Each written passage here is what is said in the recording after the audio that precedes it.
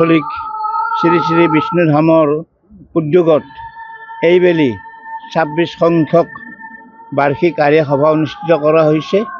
দুদিনীয়া বৰ্ণাঢ্য কাৰ্যসূচী হাতত লৈ আজি এই কাৰ্যসূচীৰ দ্বিতীয় দিন। এই দ্বিতীয় দিনৰ কাৰ্যসূচী আছিলে আমাৰ ৰাতিপুৱা প্ৰসংগ আৰু ভাগৱত পাঠ। ইয়াৰ পিছত আয়তীসকলৰ দ্বাৰা নাম, মহাপ্ৰসাদ গ্ৰহণ আৰু আবেলি ইতিমধ্যে আমাৰ আৰিয়া প্ৰজ্বলনৰ যিবিলাক কাম কাজ এইবিলাক পৰিচালনা কৰাৰ কাৰণে আমি দায়বদ্ধতা আছিলোঁ আৰু সেইখিনি সম্পূৰ্ণৰূপে সজাই পৰাই তোলা হৈছে। আৰু ইয়াৰ লগে লগে সন্ধিয়া আমি আমন্ত্ৰণ কৰি অনা এটা সাংস্কৃতিক গোষ্ঠী ধৰ্মীয় শাস্ত্ৰৰ ওপৰত নৃত্য প্ৰদৰ্শন কৰাৰ কাৰণে যিটো দল আহ্বান কৰিছিলোঁ, সেই দলটি যথাসময়ত আমাৰ মাজত উপস্থিত হৈ বিভিন্ন ধৰ্মীয় দিশৰ ওপৰত নৃত্য প্ৰদৰ্শন কৰিছে। আৰু এই নৃত্য প্ৰদৰ্শনৰ পিছত আমি আহ্বান কৰি অনা অসমৰ দুটা স্বনামধন্য নাগাৰা নামৰ দলক আহ্বান জনাইছিলোঁ। দৰং চিপাঝাৰ অঞ্চলৰ প্ৰথমগৰাকী পাঠকৰ নাম হৈছে প্ৰিয়ংকা শইকীয়া, দ্বিতীয়গৰাকী হৈছে হীৰামণি কুমাৰ। বৰ্তমান তেখেতসকলে নাম পৰিৱেশন কৰি আছে।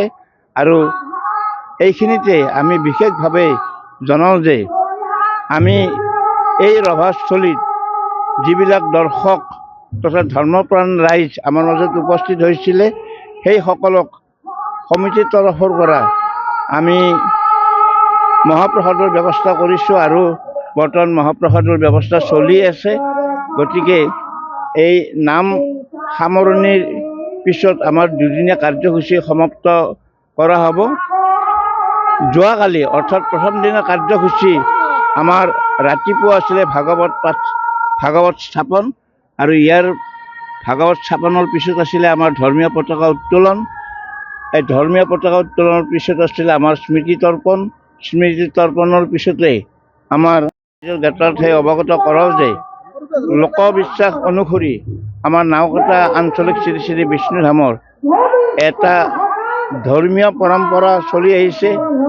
আৰু এই ধৰ্মীয় পৰম্পৰা অনুযায়ী আমাৰ আজি প্ৰায় 40 বছৰ আগতে এই মন্দিৰটো প্ৰতিষ্ঠা কৰা হৈছিলে।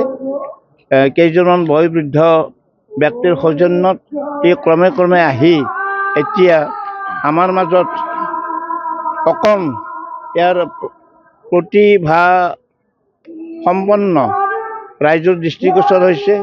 লোকবিশ্বাস অনুসৰি এই বিষ্ণুধামত যিসকলে অতি আনন্দেৰে সুস্থ মনেৰে দান বৰঙণি আগবঢ়ায় বা আমাৰ যাত্ৰী হিচাপে ইয়াত উপস্থিত হয়, তেখেতসকলে একোটা শুভ ফল পোৱা বুলি আমাৰ ধ্যান ধাৰণা হৈছে।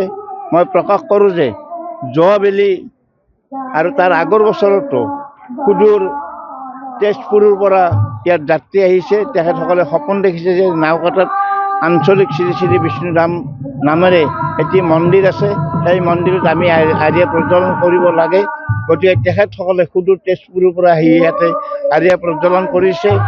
গৌৰীপুৰ, গুৱাহাটীৰ ওচৰৰ এখন ঠাই, গৌৰীপুৰৰ পৰা এজনী বয়োবৃদ্ধ তিৰোতাই, গতিকে তেওঁ আহি 3 বছৰ আমাৰ এই মন্দিৰত আৰ্য প্ৰজ্বলন কৰিছে।